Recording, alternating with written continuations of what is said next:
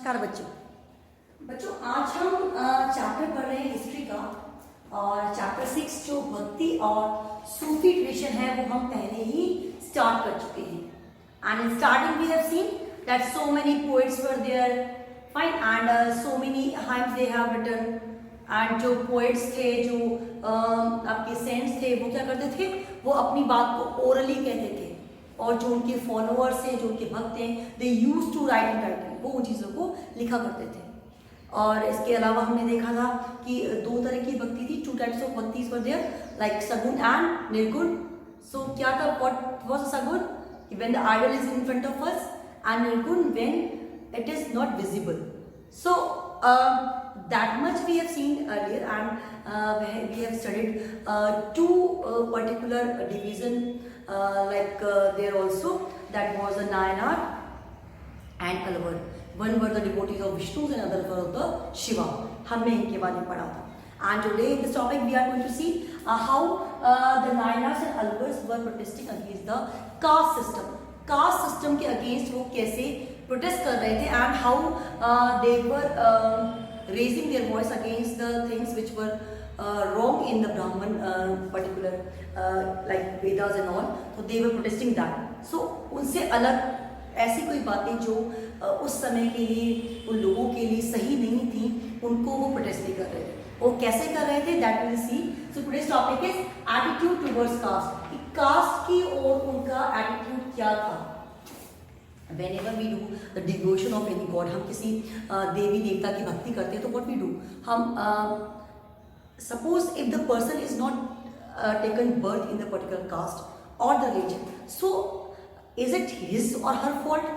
So why the person should be exempted for the from the devotion of any particular god? उन्हें मंदिर में क्यों आने नहीं दिया जाए? क्या सिर्फ इसलिए कि वो उस पर्टिकुलर कास्ट में उन्होंने जन्म नहीं लिया? So that is totally wrong. So it was observed by the others, and whatever was written in the Brahman Granthas, they were protesting that. और उस परंपरा को, उस ट्रेडिशन को जिसमें वो किसी और कास्ट के लोग के साथ में प्रोटेस्ट करते हैं, डिस्क्रिमिनेट करते हैं, उसको उन्होंने रॉन्ग माना। तो अलवर्स और नायनार्स, अलवर्स जो कि विष्णु के डिवोटीज थे, इन्होंने क्या किया, initiated protest against the caste system. Caste system के अगेंस्ट प्रोटेस्ट किया कि ऐसा सिस्टम नहीं होना चाहिए कि कास्ट के according you are allowed to worship the god, otherwise not. Then and dominance of Brahmanas, और ब्राह्मणास की डोमिनेंस। हमने जो प्रीवियस टॉपिक पढ़े थे उसमें देखा था कि ब्राह्मण क्या थे, मीडिएटर थे। इसके बीच में the devotee and the God, God के बीच में एक मीडिएटर का वर्क कर रहे थे, पूजा पाठ करना, हवन करना। So is that like that कि they were showing their importance in that time. तो अब जब ब्राह्मण जो थे वो अपनी इतनी इंपॉर्टेंस शो कर रहे थे, and they were just telling they are only the poor people, those who are the disciples of the god and all. तो दैट टाइम उन्होंने जो अलवर्स और नायनार्स आए, सो वो जो डोमिनेंस था ब्राह्मण्स का, उनकी अगेंस्ट उन्होंने बात की, अटेम्प्टेड टू रिफॉर्म सिस्टम, और उस सिस्टम को रिफॉर्म करने की बात की जो कि ब्राह्मण कहते थे कि जो 4 वर्ण बने हुए हैं आपके, ब्राह्मण, क्षत्रिय, वैश्य, शूद्र, और जो हाई कास्ट के लोग हैं वही पूजा के अधिकारी हैं, उन्हें पूजा करनी चाहिए, लोअर कास्ट को ये राइट नहीं मिला है। तो Nayanars and Alvars were against that. How, see, bhaktas were from diverse social backgrounds, Brahmanas to criticise that artisans and the untouchables. अब जो भी भक्त होते हैं वो सब ब्राह्मण तो होते नहीं है, वो आर्टिशन भी होंगे, वो कारीगर भी होंगे, अनटचेबल भी होंगे, लोअर कास्ट के भी होंगे। तो why should be exempt them for devotion of the god? हम उनको डिवोटी क्यों ना माने? तो जब when this particular world was created and everyone is having their own existence, so everyone should have the same right. तो उनको भी वही अधिकार, वही सम्मान मिलना चाहिए जैसा कि ब्राह्मणों को मिल रहा है। उन्होंने क्या कहा कि भक्त जो हैं वो अलग अलग डाइवर्स कम्युनिटीज के हैं, सोशल बैकग्राउंड्स के, वो ब्राह्मण भी होते हैं, वो आर्टिशंस भी होते हैं, वो पॉटर भी होते हैं, वो आपका पर्टिकुलर लेबर क्लास भी होगा, वो अनटचेबल भी होगा। तो everyone should have access to the devotion of the god. ईश्वर की भक्ति का अधिकार सभी को होना चाहिए। Then the importance of the tradition of the Alvars and Nayanars claim composition as important as Vedas. अब क्या कहा उन्होंने कि जैसे वेद इंपॉर्टेंट हैं, कौन कौन से वेद हैं हमारे, ऋग्वेद, सामवेद, अथर्ववेद, यजुर्वेद, 4 तरह के वेद है हमारे यहाँ। Rigveda is the oldest one. तो जितनी इंपॉर्टेंस उन वेदों की है, जब भी हम कहते हैं वेदों में ही कहा गया है, वेदों में है, तो नायनार्स और अलवर्स ने कहा कि जो कंपोजिशन वो विष्णु और शिव की उपासना में लिख रहे हैं, गा रहे हैं, पोइट्री गा रहे हैं, उनकी इंपॉर्टेंस भी वेदों की अकॉर्डिंग होनी चाहिए। तो it was like that they want to create the similarity in the world. वो वर्ल्ड में सिमिलरिटी क्रिएट करना चाह रहे थे। कैसे? फर्स्ट ऑफ ऑल हम देखें तो इन्होंने क्या किया, कास्ट सिस्टम के अगेंस्ट प्रोटेस्ट किया और किनकी अगेंस्ट? ब्राह्मण्स की डोमिनेंस के अगेंस्ट किया। Number 2, attempted to reform system, और उस सिस्टम को रिफॉर्म करने की बात कही। सिस्टम रिफॉर्म करने की बात क्यों कही? Because there was a discrimination. If the person was of higher caste, only the person will be allowed to do the devotion of the god, मंदिर भी जाने का, और अगर लोअर कास्ट का है तो डिस्क्रिमिनेशन होगा। इसीलिए उन्होंने ब्राह्मणास की डोमिनेंस जो था उसके अगेंस्ट बात कही। Bhaktas from diverse social backgrounds, Brahmanas artisans untouchable. अब जो भक्त होते हैं वो हर तरह के सोशल बैकग्राउंड के होते हैं। अभी आप देखो अपने आसपास में देखिएगा, हम जो हमारे से लोग हैं, हमसे हाई क्लास के लोग हैं, वो भी भक्ति करते हैं, हम भी करते हैं। जो स्लम एरिया में रहते हैं वो भी भगवान की भक्ति कर सकते हैं। But if the person of slum area is going to be the part of the temple, उसको मना कर दिया जाए तो इट इज टोटली रॉन्ग। ऐसा नहीं होना चाहिए।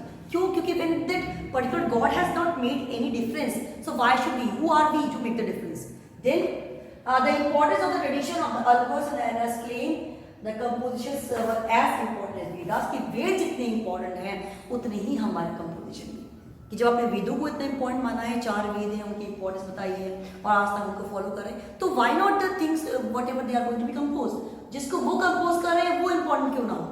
तो जो कंपोजिशन वो कर रहे थे, जैसे कि हमने कहा नायनार्स तो जो शिव के भक्त थे और अलवर जो विष्णु के थे, तो वो उनके कंपोजिशन को भी उतना ही इंपॉर्टेंट माना जाए जितने कि वेद थे। नाउ अब देखिए आप कि अब जैसी जो वेद की बात की, तो एक पर्टिकुलर उन्होंने बनाया particular like Veda, they have made one composition जिसका नाम था नलायरा दिव्य प्रबंधम। नलायरा दिव्य प्रबंधम, जिसको उन्होंने कहा कि ये जो है वो तमिल वेद जो है वो कहलाए। नलायरा दिव्य प्रबंधम जो है वो तमिल वेद कहलाए। मतलब उन्होंने ये कहा ही नहीं कि हमारे कंपोजिशन को वैसा ही रिगार्ड मिले, वैसी ही इंपॉर्टेंस मिले, साथ ही साथ उन्होंने बना भी दिया। क्या बनाया उन्होंने? Nalayira Divya Prabandham, it was frequently described as the Tamil Veda, जो कि तमिल वेद के नाम से जाना जाता है। किन्होंने बनाया? तमिल से बनाया। And why it was like कि when they found that Vedas are not appropriate and they wanted to express their own views, और जो अपने views वो express करना चाह रहे थे, उन्होंने उसका एक अलग composition कर दिया। Then see the composition of Andal, women are were widely sung। अब हम बात कर रहे हैं फीमेल डिवोटीज की। फीमेल डिवोटीज की बात कर रहे हैं। ब्राह्मण्स में भी हम देखते हैं, जब वेदों की हम बात करते हैं तो मोस्टली जब बात आती है पूजा पाठ की, तो उसमें मेल्स को वो इन्वॉल्व कर रहे थे, फीमेल्स और अनटचेबल्स को उससे दूर रख रहे थे। तो जब अलवर्स और नायनार्स की बात की तो उन्होंने कहा कि नहीं, why untouchables should be away from that, why female should be away from that, they should be the part of that, उनका भी पार्ट होना चाहिए।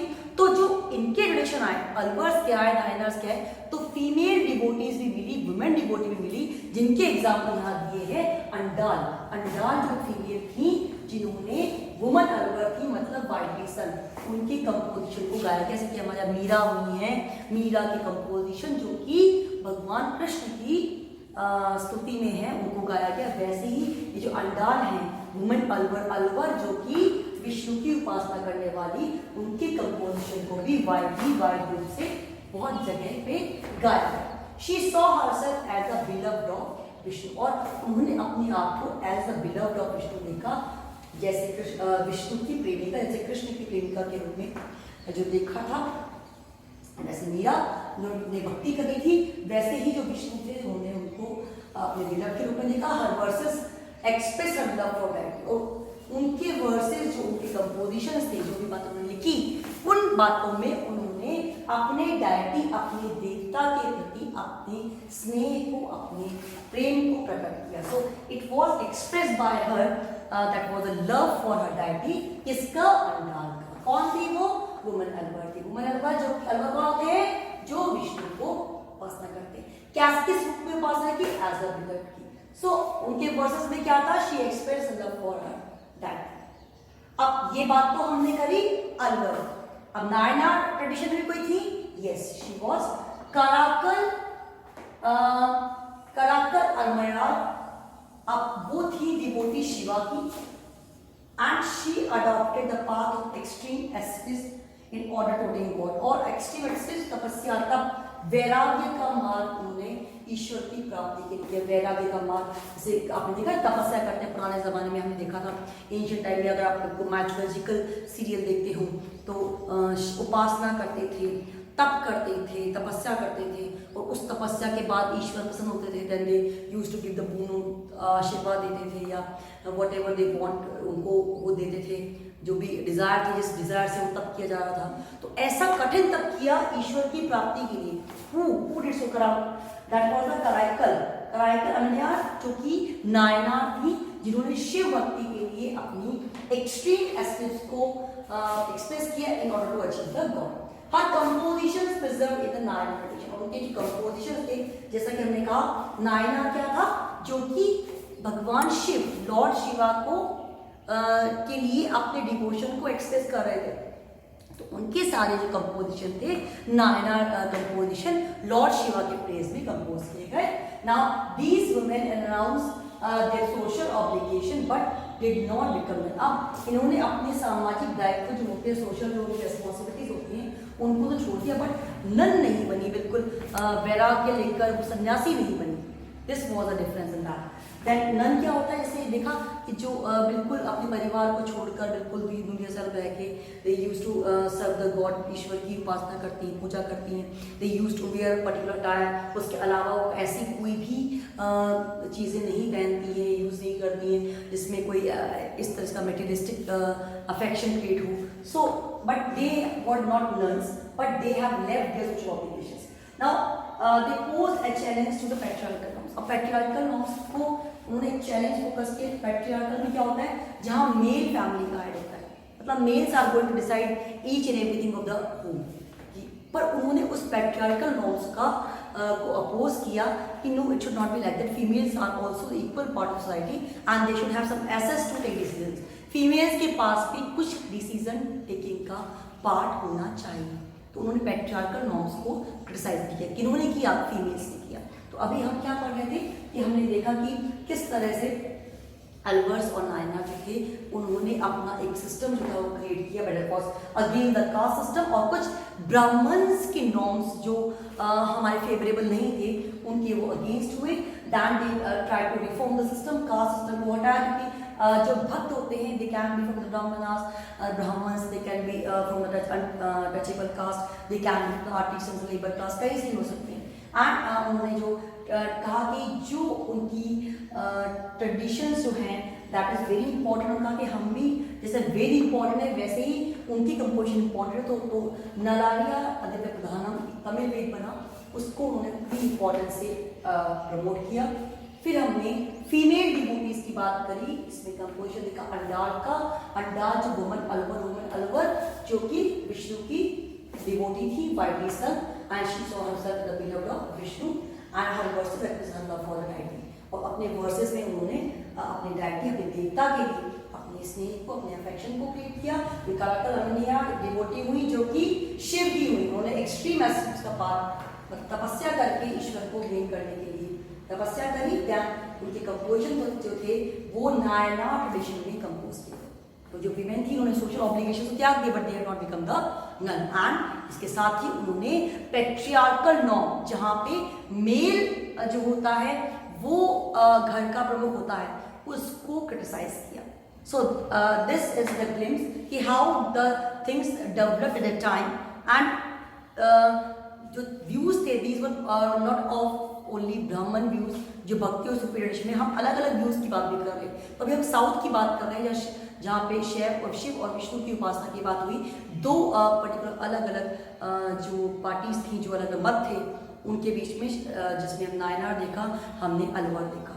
Then we have studied about the females, कि कैसे फीमेल्स का रोल था और women devotee ने किस तरह से कंपोजिशन की, वो भी अपने देवताओं की डायटीज के प्लेस में देवर राइटिंग द कंपोजिशन। जैसे अंडाल जो थी उन्होंने किसके लिए लिखा, विष्णु के लिए लिखा, और कर्मकर अवनिया ने शिव के लिए लिखा। तो अपने अपने गॉड जिसमें उनका बिलीव था, जिसमें उनका विश्वास था, देवर राइटिंग द कंपोजिशन। इसके साथ ही नायनार्स और अलवर्स ने लिखा कि उनके कंपोजिशंस को भी जो वेद हैं उसके अकॉर्डिंग माना जाए। उनका एक तमिल वेद जो माना गया वो है नालालिया दिव्यदान। ये सारे आपके 1 मार्क क्वेश्चन। अंडाल कौन था, कर्मकल किस पर्टिकुलर रीजन को फेवर कर रही थी, और what were the contribution of Alvars and Nayanars, how they criticized the Brahmins and the Vedas.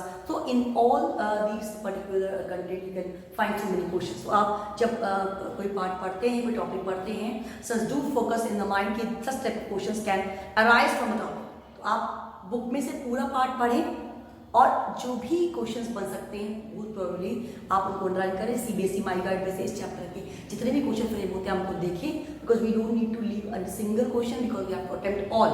हम सबको वो सब अटेम्प्ट करना है जो भी एग्जाम में आता है, चाहे वो एमसीक्यूज है, 1 मार्क है, लॉन्ग क्वेश्चन है।